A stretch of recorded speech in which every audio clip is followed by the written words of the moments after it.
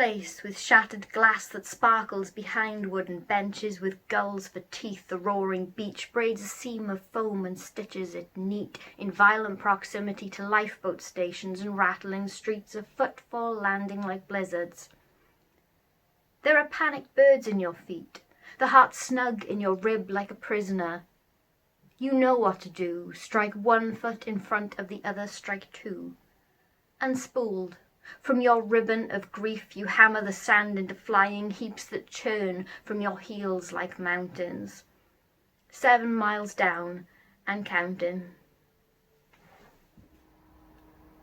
Achilles counts to 10 in a plastic chair outside the psychiatrist's door. This is not like being called to army.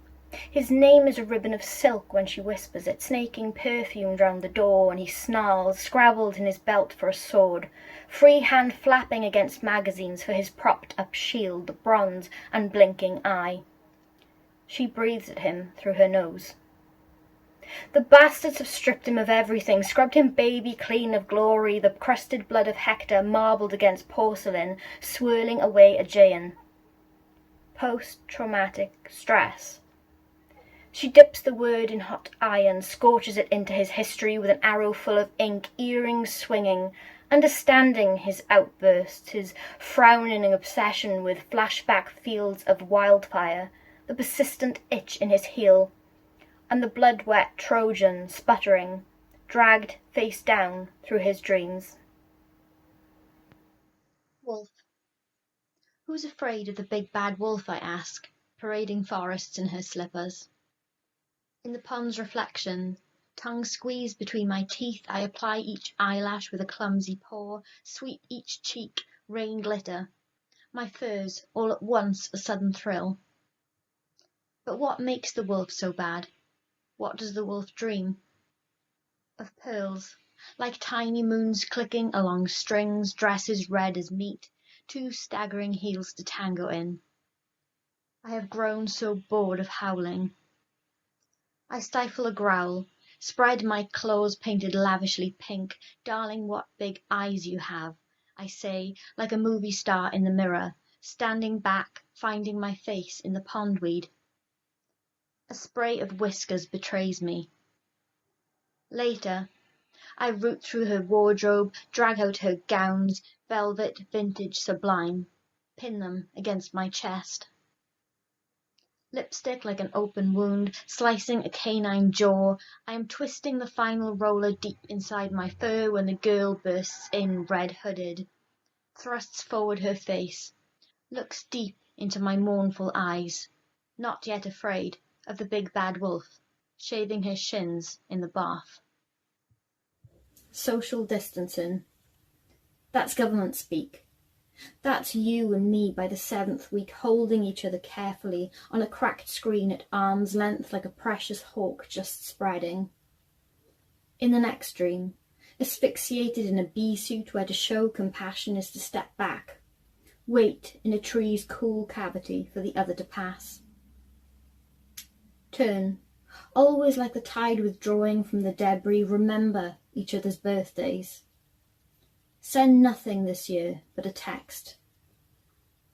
One sneeze, followed by another, clamping tight the jaw, mouth covered. How wearily you pulsed Kleenex from the packet, stick figures springing backwards, snowing pollen.